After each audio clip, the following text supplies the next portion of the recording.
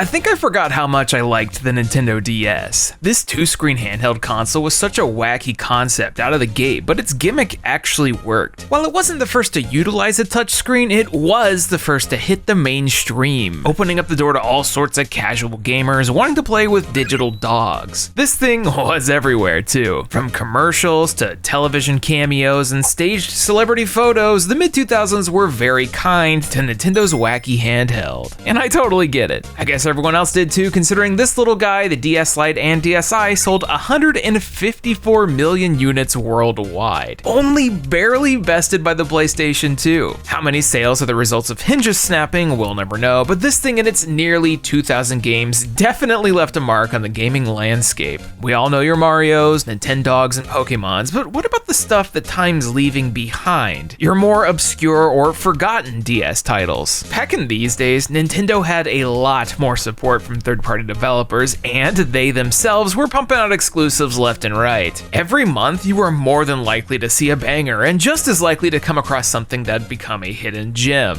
Not to mention the plethora of demakes, ports, and just absurd things that'd never been made today. You want an Xseed published Korg synthesizer? Like a full cart that's just a music creation software? You got it. The DS was really cool. I think the only thing that could have made it a bit better was another tribal edition. So yo, it's Austin, and today we're gonna be diving into the very vast dimension of forgotten Nintendo DS games. You know, growing up, I always found myself to be more of a PlayStation Portable guy. However, it turns out if you emulate the thing, you can upscale the visuals and make them look fantastic, so we're gonna be doing that. Sorry to all the Nintendo DS purists out there, may your broken hinges go in peace. What's a DS game you played that you're pretty sure no one else has? Mine was Nostalgia, an RPG by the Alundra guys that literally did exactly what the name of the game was supposed to do and invoke a sense of nostalgia. RPGs and like general games are like a dime a dozen on this console, so there's bound to be a bunch that have been forgotten. Let me know some of your faves. We've got a lot to get into, a whole bunch you've probably never heard of. But before we get started, whip out that stylus or a sword. Today's video has been sponsored by Naraka Blade Point. Melee Combat Battle Royale, the magic words. Naraka Blade Point is celebrating its 2-year anniversary, and starting on July 14th, it's going free to play. The gates are open for all new players to enjoy this unique melee-focused battle royale, and there's gonna be lots of free gifts, skins, and chests to claim. No matter if you're new or returning, it's a great time to get started. For those who don't know, in Naraka, you've got 15 different heroes to pick from, each of which is customizable to your playstyle. Some heroes can control the elements, and others, like Yoto Hime, will mess you up with their oh so very large blade. Each of these weapons has dynamic movesets, and you want to beat your opponents by outplaying them. Ain't no luck here. Rather than just hacking away, Naraka relies on a simple yet involved counter system in order to spice things up. Each weapon has separate combos, and I mean, you just can't go wrong with a game that's got a grappling hook. You just can't. That customization goes deep into character creation too. You want to change the way a character looks, like entirely?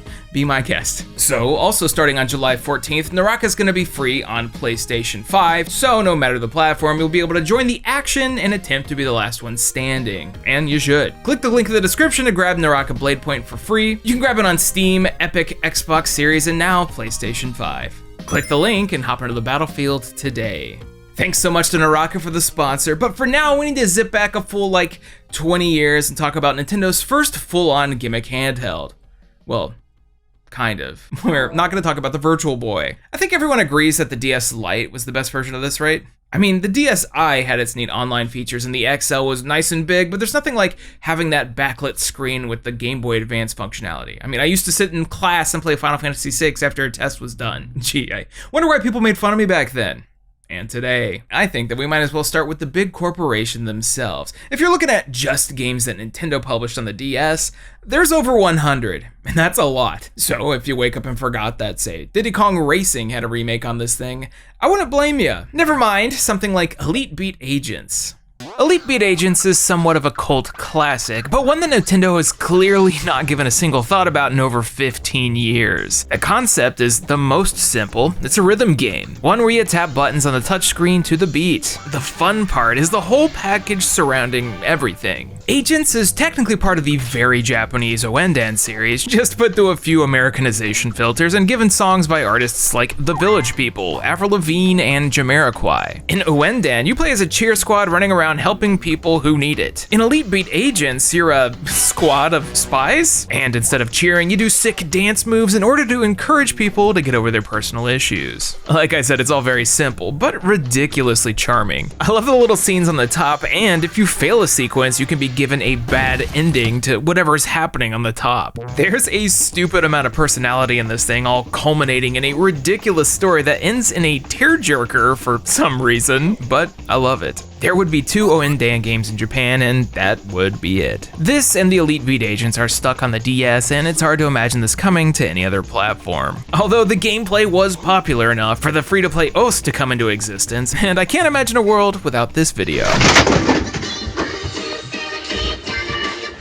You could tell that Nintendo was having fun with their portable division back in the DS days. They worked with a lot more third-party developers than usual, and that's how we were getting those mystery visual novels like Hotel Dusk and Trace Memory. Hotel Dusk was one of those rare games that had you holding the DS sideways, but it really worked with the style they were going for. All of the character sprites were like moving sketchbook pictures, and there's really nothing else that looks like this. Well, besides the sequel, Last Window, The Secret of Cape West. All of these are hard to talk about, but well worth your time if you dig a mystery. Nintendo would put out a bunch of strange stuff during this time. There was Fossil Fighters, a dinosaur version of Pokemon, or I guess a little closer to Spectrobes. Then you've got Glory of Heracles, the time Nintendo got the rights to a Data East RPG franchise. This thing screams classic Sega Saturn energy, but unfortunately failed to make a splash. Even with it being altered for faster combat in the States, there were just better JRPGs on the platform, including some by Nintendo. Also, did you know the DS had an Ice Shield 21 game? Ice Shield 21 is easily my favorite manga out there, and apparently Nintendo thought it was good too because they published 2 games for it. The Field's Greatest Warriors for the Wii and Max Devil Power for the DS. Unfortunately, both of these don't have official English translations or fan patches, but it's playable enough if you don't know Japanese. And yes, an American football manga is my favorite. Check it out, Zoomers. The game's pretty alright too.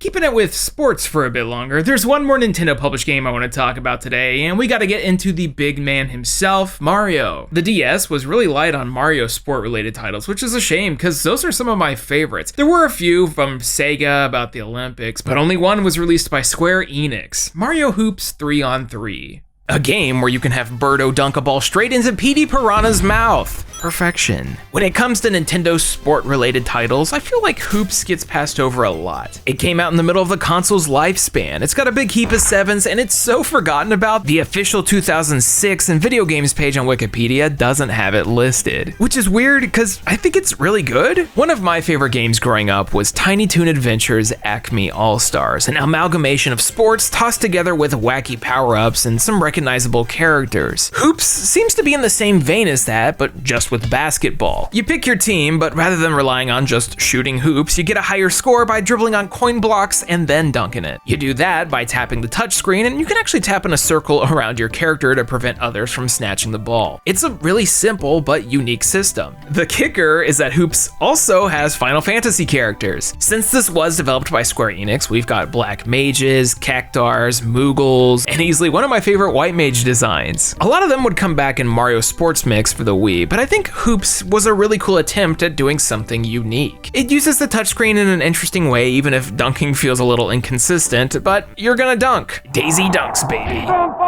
I think the problem with this at the time was that the single player AI is extremely brain dead, and there's not much to do besides the main game mode. We've got plenty of unlockables and the gameplay's there, but I think there's only so much you can get out of this small cartridge. Well, besides the A-tier soundtrack done by Mr. Final Fantasy XIV, Masayoshi Soken.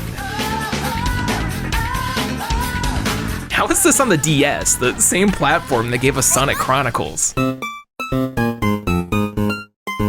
Look, all I'm saying is I want Square Enix to make more Mario sports games. Surely they'd be better than all of these? Mario Hoops is about as normal of a forgotten title as we're gonna have this time around. It's time to get weird with it. Anyone who was around at the time probably has that shared experience of like going to a generic game store, staring at the shelves and stumbling upon something that you'd never heard of before. Well, that was me with Little Red Riding Hood Zombie Barbecue. Yes, this is a real game, one that goes for $170 complete despite being a budget release and $8 DSiWare. Little Red Riding Hood Zombie Barbecue is a really simple and quirky concept. You play as either Red Hood or her totally random ninja friend Momotaro as you slowly walk forward shooting at anything in your path. Mostly zombies. You'll grab weapon power-ups like shotguns and flamethrowers and tackle boss fights, which are easily the most interesting part of this whole experience. They're all takes on classic fairy tales. You control your character's position on the screen with the stylus, so it actually works as a unique DS experience on the go. It's just very one note. Like, you play a few levels, you get the gist. The stages are really lengthy too. They go on for way longer than you would imagine, so the change in scenery isn't frequent. They get slightly more complicated as you go, but it's still just an auto-scroll shooter at the end of the day. One where you can tap your character to dodge and see some butt. Yay, butt. Somebody loves this. Kinda like I love Sideswiped Cars. One man's shovelware is another's treasure. And in this case, full-on Kusoge. Sideswiped was developed by the Japanese Recom, and I feel like they took the idea of Outrun and Burnout and shoved it into one DS cartridge, all 12 megabytes of it. In Sideswiped, you can do traditional races, but there's also other game modes like Destruction and Crash Race, where you win by being a public nuisance. You could tell that the traditional race was an afterthought when you come up on a turn with a bunch of other cars and they all do this. This is just like driving in Washington, D.C. I love that there's an instant mode here. You can go through a campaign doing certain missions with certain cars, buying upgrades and unlocking stuff slowly, but if you're impatient and just want to mess stuff up, you can hit that instant action button and end up in randomly generated scenarios. Even if it's a crash race where you're playing as a sports car against a bunch of trucks. Is it good? Maybe not, but I love it. How about something a little less over the top? Orcs and Elves, probably the most mundane name and cover for a game of all time, especially compared to Sideswiped. But what you don't know is that this was made by id Software. Orcs and Elves is a classic first-person adventure game using the Doom RPG engine. You heard me right. It has the feel of a classic Doom or Hexen with the sprite work, but plays like a typical turn-based dungeon crawler. Think Pokemon Mystery Dungeon, except with orcs, elves, dragons, and big goo monsters. This is technically a port of the mobile version, which makes it slightly less impressive, but nowadays a physical copy of Orcs and Elves is the only legal way to play anything with the Doom RPG engine out there. I think it's pretty good too, despite the fact that it's kind of short and the generic, everything. For those wanting a classic Western RPG adventure on the go, this is a good one. But say you want your portable DS RPGs to be a little less turn-based and a little more action-y, well, you've got Fighting Fantasy, the Warlock of Firetop Mountain. Based off the classic role-playing books Fighting Fantasy, this image coming out of a Nintendo DS feels wrong. First-person action games weren't common on this little handheld, so it was always impressive, but slap this into an emulator with a higher internal resolution and I feel like I'm playing something way beyond the DS. Unfortunately, despite that, it's incredibly basic and not very fun. It doesn't take long to find yourself getting demolished by enemies. They're crazy health sponges that can kill you really fast. I'm just following the route the game's telling me to go on the bottom screen GPS, and suddenly I end up in a room with guys slaying me in 3 hits. Okay, it feels like they cranked up the difficulty in order to counteract the short run time, and that's just not very fun. Since the Nintendo DS was among the first handhelds to try and embrace the third dimension, a lot of the titles coming out were much smaller scale and a far cry away from their console counterparts. You'd see a lot of things like Fighting Fantasy and Sideswiped, 1 or 2 note releases that lean really hard into a single concept, whether or not they do it well. Pray the Stars is the perfect representation of that. Pick one of the creature things and eat food. Eat the most food by the end of the timer. Eat power-ups and hit other players, get bigger and eat bigger things. That's it. Eat. Open your mouth and eat. I guess you can play this multiplayer if you want, but I imagine it might have been hard to convince 3 others to pick this up. This was one of the 5 games that Koei Canada put out though, so I'm just gonna imagine that Pray the Stars is a perfect representation of Toronto. These are all pretty obscure, but what about an entire genre? You'd be hard pressed to find fighting games on the Nintendo DS. If you wanted to beat someone up on a 2D background or maybe even 3D, look elsewhere. There's a couple here and there, but only Windy X Windom comes even remotely close to replicating that fast and exciting fighting gameplay that we all know and love. And you can even air juggle. We're going to Evo, baby! Developed by Ninja Studio, the people who brought us Izuna Legend of the Unemployed Ninja, Wendy X Windom plays about as well as it looks. It's a 2-button fighter, but one that takes up both of the screens. You can float in any direction with a little booster, but a majority of all the action is going to end up taking place on the bottom, so it's basically pointless. The combos feel extremely janky, and you're able to unload a stupid amount of attacks midair and juggle someone for what seems like forever? Like, I think I could just keep doing this. The character selection is about as generic as you get. There's a blonde kid with a sword, various tropes left and right, as well as a really big guy named Big, the pinnacle of creativity. All the specials are variations of quarter circle inputs, but you know, you're doing this on a freaking Nintendo DS, so it feels terrible. In fact, the most notable thing about Wendy X Windom is the inclusion of Izuna the Unemployed Ninja, a much better game. Yeah, just know this one's gonna be forgotten about over time due to the fact that there's only a single review on Metacritic. You know, maybe a Nintendo DS isn't meant for fighting games. The D-pad and the buttons are so small and mashy, and the idea of doing some kind of complicated input like the Fire God dance just has my... No. That is, unless you're talking about licensed games. Maybe a guy named Big can't make it in the fighting world, but you can't go wrong with Jump Ultimate Stars. The fact that the States didn't get these is a crying shame, especially because they actually brought over Shonen Jump. Jump Superstars and Ultimate Stars are 2 DS fighters starring a ridiculous amount of Shonen Jump characters. Turns out you can easily make one of these work on the DS if you turn it into a Smash clone. Thankfully, Ultimate Stars got itself a fan translation patch, so it's really easy to download this and hop in for some battles, and I think it's pretty solid. You've got a grand total of 56 different playable characters and even more as support. It pulls from Dragon Ball, Fist of the North Star, JoJo's Bizarre Adventure, Naruto, One Piece, all kinds of things. If it was even relatively popular in Shonen Jump, it's probably here. Even got a little Ice Shield 21 just for me. So you basically assemble a deck of cards and arrange them on the bottom screen as your loadout. There's a lot of options and characters to toss together here, and it's absolutely a manga fan's dream game. I love that you're able to break through the arenas like pages from a comic book, and there's enough depth here to satisfy most fans of the Smash format. This one's pretty good. Unfortunately, ever since this, Shonen Jump related games have totally failed to recapture the full hype and magic. J-Star's Victory Versus was okay at best, and Jump Force was, well, Jump Force. Ultimate Stars was cool enough that several kids I knew imported it back in high school, and that never happened. It certainly proves that you can make a top tier fighter on the DS. The exact opposite of TNA Impact across the line.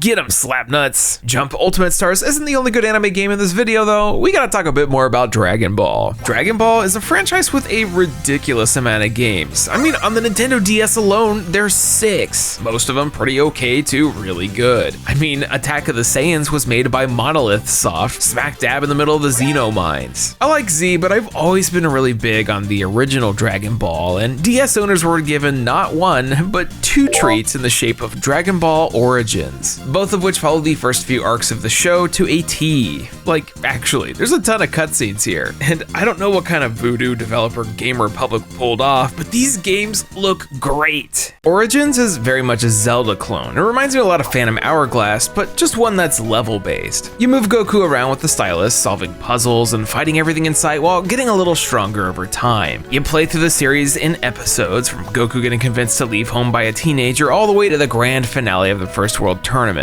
The sequel plays similarly and goes even further, and if you've never seen the show, this is actually a pretty decent way to digest the first few arcs. It's super thorough too, maybe a bit too thorough, although it's a bit funny to see the screen split on this one. Ah yes, the ideal body type. Well, I am a girl. You sure are. Everything is touchscreen based, so you'll be doing a lot of tapping and sliding and power pole extending. It's trying to be as simple as possible for the touchscreen elements, which may feel a tiny bit rough these days, but the whole charm of Dragon Ball overshadows any weird jank you'll encounter. If you ever get a chance to play this with some upscaling, do it. Considering both of these will probably never get ported anywhere, I think Origins is bound to be forgotten sooner rather than later. That's enough anime though. It's time to bring things down, way down. If Dragon Ball Origins is the high end of the quality spectrum, something like Ed, Edd n Eddy Scam of the Century would be the opposite. Ed, Edd n Eddy is weird to begin with, and I don't think it's something that translates to a run-of-the-mill 2D platformer. Pick your Ed boy and go to the right. I mean, at least each of the Eds has their own campaign, and it kind of looks like the show. It's a little weird seeing 2D sprite heads on 3D bodies, but you gotta do what you gotta do. It is, however, better than Thundercats, based on Thundercats. No, not that Thundercats. Thundercats is the first Thundercats game since Thundercats in 1987. If you thought that was annoying, try playing this and hearing Thundercats ho every 15 seconds. Thundercats! Ho! Thundercats! Ho! Thundercats! Ho! This game, I'm not saying the title again, was developed by the Japanese Aspect, the people behind some pretty decent handheld ports in the 90s, but for some reason this one just doesn't click. It's a very generic beat 'em up featuring the cast of the reboot show. I always loved the design and drama of the 2011 T-Cats, and it was cool that they worked together with Studio 4C, but it was canceled way too soon. The tie-in licensed game is something that had a lot of potential, but unfortunately struggled due to its own mechanics. Anytime you use a special attack or assist from one of your friends, the whole game freezes and Lion-O screams, which pauses the action for several seconds. There's not much game here besides that, and it feels like an extremely cheap tie-in, but considering this released a few months after the show was already canceled, it was doomed from the get-go. In case you ever forget what you're playing, just press Y. Thundercats! Ho! One last licensed game for the day, and it's my favorite for sure. Developed by WayForward and Gearbox, and initially the reason I was excited for Aliens Colonial Marines was the DS release of Aliens Infestation. This thing was great. It still is. What happens when you take the developers of Shantae and have them make a Metroidvania in the Aliens franchise? Well, you get one of the coolest hidden gems on the DS. You set out as a crew of 4 Marines and investigate the aftermath of Aliens and Alien 3 while trying to recover the unknown life form. Your standard Alien plotline, but one that works so well as a game. Those 4 characters are technically your lives. If a character's killed in combat, that's it for them. WayForward tried to recreate the 70s and 80s slasher appeal of the original films by having long-term consequences for your actions, and I think it works really well. The gameplay is a little different than you think though. It's not quite a run and gun affair. You have to do a lot of sneaking and cover shooting because you're a fragile, squishy human. Marines and androids can mess you up pretty quick, and xenomorphs are no joke. There's 20 unique characters over the whole campaign, so I guess you can get extra lives, but it all fits together in a way that makes your adventure feel unique despite it being relatively linear. The second screen is used as a map, but also inventory management, though you'll mostly be using it to find people via a very loud radar beep, which can become pretty annoying. Really, the worst thing about this entire experience is the sheer amount of obvious respawns you have to deal with while exploring, but it's not a deal breaker, especially when it kicks into full gear and you're driving tanks around. Aliens Infestation? It's the real deal. It's a shame that this is going to be stuck in licensed hell though, as it's absolutely a title that I'd love to see resurface in the future. WayForward usually kills it with the licensed games, and Alien Infestation is the prime example of a hidden gem that's going to become lost to time. Play this one. There will be a quiz later. Next up, why? As in, why does this exist? Every now and then I'll stumble upon a game that gives me like a Berenstein Bears effect, where I look at it and I'm like, wait, what? Kinda like Commando Steel Disaster. No, this isn't Metal Slug. It's also not Commando, the mini-clip game. Commando Steel Disaster is a Metal Slug clone through and through. I mean, it doesn't even use the top screen. It just shows an almost static image of the map, which makes me think this was originally supposed to be on a different platform. This is like seriously Metal Slug. It's got the same type of sound effects, visuals, and even the sprite art tries to mimic the high detail of the Neo Geo classic. But obviously, it can't quite hit those high highs. Same with Tokyo Beatdown. The best name for a game with the best opening video.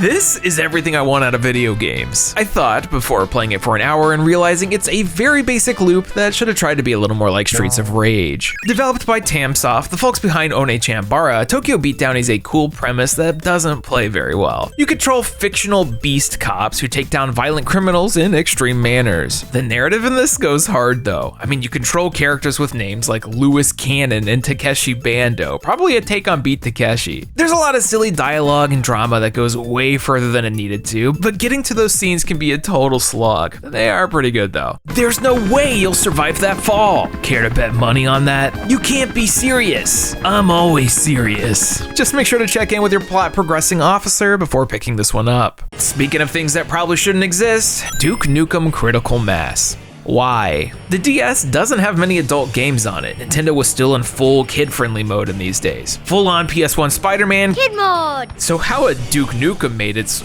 oh, it's rated T for T. I'm all yours. My gun's fully loaded, baby. Haha, we accidentally ordered Duke Nukem from Wish. Developed by Frontline Studios, the people behind some of these bangers, Critical Mass was gonna be a remake of the original Duke Nukem trilogy, like the old school Apogee side-scrollers. But after years of development and weird licensing being tossed around, Critical Mass would hit store shelves to just fantastic reviews. The sequel and the PSP versions canned, and that'd be that. Mass feels awful. It combines side-scrolling with shoehorned cover shooting and touchscreen elements. Check out this pistol animation. Yeah, he's gonna do that every time. Sometimes you switch into third-person shooter mode and QuickTime events. This looks so sick. I just don't know who this was for. Duke Nukem 3D and 64 were cool, but this toned down crappy shooter just doesn't work in any dimension. It's also barely 3 hours long, so it makes you wonder why it even happened. Well, the answer to that was trying to come out at the same time as Duke Nukem Forever, all the way in June 2011. A solid half year after the 3DS came out, so you know Deep Silver wanted those hype residual Duke sales. Unfortunately, 2011 was not a good year for Mr. Nukem. So who was this for? No one. Shake it, baby. Do the monkey with me.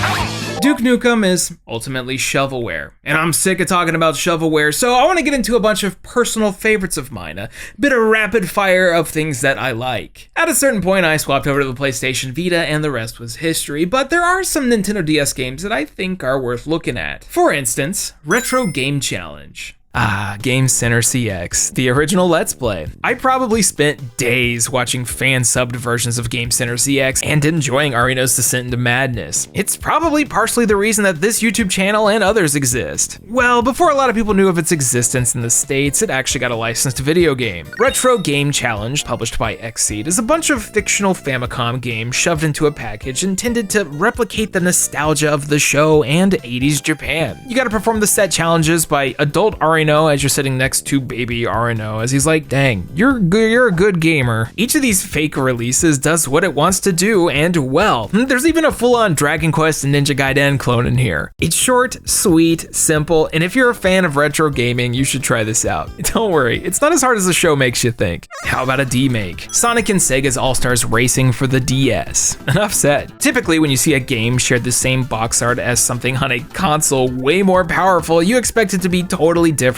or in some cases really bad. I guess the people at Sumo Digital were magicians though, because the normal DS port of this plays really well. It even looks decent when upscaled on an emulator. It is a bit looser than the original and definitely not as good, but for something you can take on the go, it's definitely better than it should have been. I imagine that most people would probably pick Mario Kart DS over this, but the Sega fan in me says yes. Speaking of anthropomorphic mascots, Solitarobo. It's about time. We've covered Tail Concerto in the past, I've talked about Fuga Melodies of Steel, but Solitarobo Red the Hunter is a release that really expanded on the Little Tail Bronx world. You got dog and cat people, you got a steampunk aesthetic, slappy, throwy robots, and enough dialogue to fill an entire JRPG. Solitarobo's ambitious. It has lots of mini quests and different methods of playing. One moment you're exploring a pre-rendered town, another you're dungeon crawling, another you're flying freely, and then full-on racing. CyberConnect 2 made something special here. The combat's a bit limited and some conversations go for way too long, but anyone who bought this probably loved it. Although good luck getting a copy now, it's not cheap.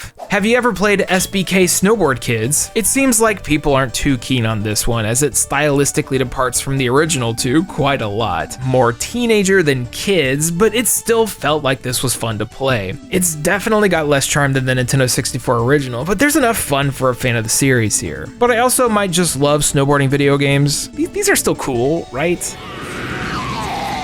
lastly, we got JRPGs. Just lots and lots of JRPGs. When this genre started to fall out of the limelight in the 7th generation of consoles, the Nintendo DS and PlayStation Portable picked up the slack, and boy howdy were there a lot of them. I mean, you got tons of things from Atlas, like The Dark Spire, there's Blue Dragon Awakened Shadow, Dragon Quest Monsters Joker, Infinite Space, heck, you've even gotten multiple Final Fantasies. Every few months, I forget that Bravely Default Final Fantasy The Four Heroes of Light exists.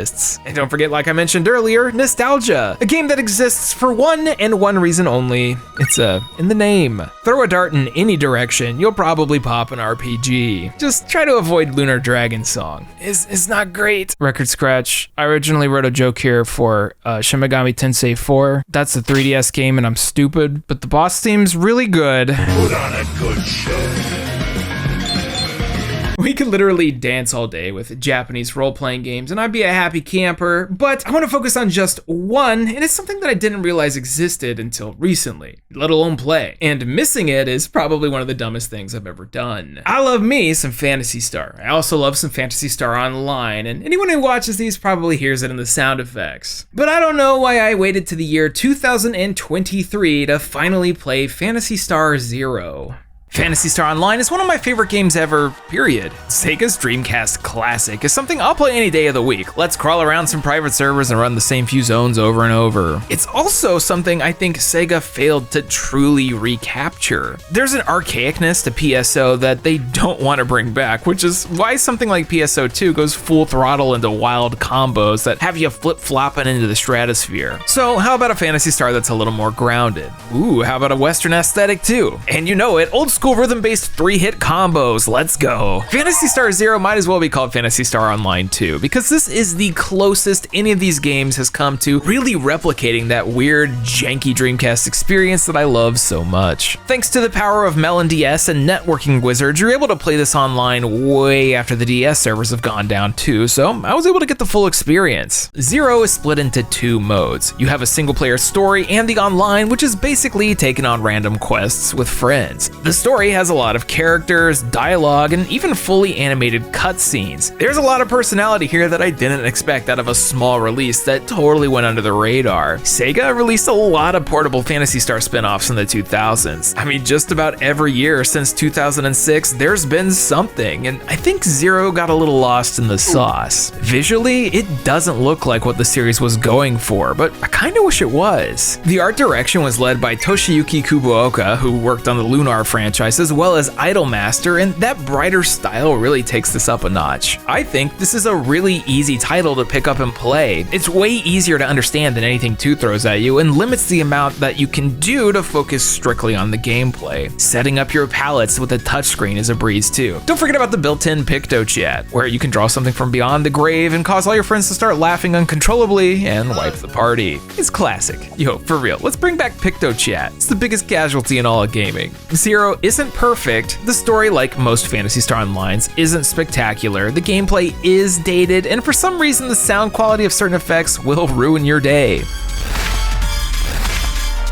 Yeah, that's a good first take. Oh, that's final? Oh no. The menus and navigating them were 8 years behind the times. The lobby system may be confusing to those who aren't familiar with hunting style games, and you're definitely limited in character creation. That's probably how we ended up as 2 bimbos, a priest, and a robot. The Bimbots. Dropping SpongeBob memes in the chat. I could go on for a while with this one, but simply put, Phantasy Star Zero is a game I always wanted that's been sitting underneath my nose this entire time. It's a stellar release in the Nintendo DS library. It's something for a very specific type of player, and if that's you, hop on in. It didn't sell well despite the reviews being all 7s and 8s, and by the time it hit the States, I think audiences wanted things a bit more edgy. I think Zero came out in the wrong generation, and because of that, it's absolutely a forgotten hidden gem. You can't legally buy this anymore or play it online, so thank you, emulation. I'm hitting one of them. So there you have it, a bunch of forgotten and weird Nintendo DS games. Like I said at the very beginning, I didn't think that we had gotten to a point where I could reliably cover a lot of these, but here we are. So shout out to all the emulator wizards out there. You're doing me a solid. I hope y'all don't mind. I actually adore the way that these games look upscaled, and you can actually see a lot of the effort that the developers had in making these games. And it's basically just overclocking and letting things shine. Something like Final Fantasy Explorers goes from small and crunchy and subpar frame rate to just big and beautiful and smooth, and it almost feels like the way these games are meant to be played. And that's the kind of content that I want to see, not like AI generated things that make me double guess myself. You know, like overclocked Nintendo DS's?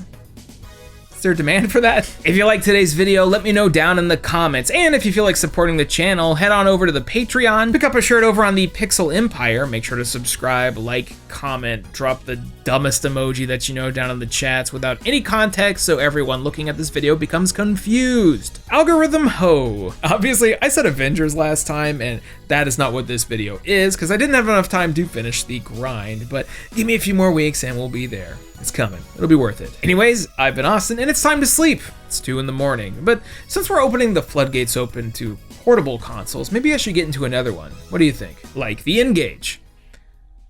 No. Thank you so much for watching. Special Patreon shout out to Aaron Kwolek, Arya Banana, Blackfoot Ferret, Blake Thomas, Cheeks, Chris Shelton, Doug Prince, DX Buster, David Molnar, Elijah, GM Pinks, Hey Quiggles, Idlewise, Jay Roos, Jacoby Fitzpatrick, Kevin Zanowski, Kieran Arter, Nick Irving, Ryan Talbert, and Vox. Thank you all so much for your generous support. Yeah, midway through playing the Avengers and seeing my task ahead, I was like, wow, I need more time. So here's this video. I don't really talk about the DS very much on this channel because, like I said, it's been hard to like record stuff, but I think that now that I can in that quality, maybe I'll do some more in the future. Also, hey, I made a Threads and a Blue Sky. I'm just Austin Eruption on both. So if you want to follow me there, because the other social media platforms are kind of big garbage and suck. Promise I won't clog your feeds, but I will post pictures of my cats, and they're the best. I'll catch you guys next time.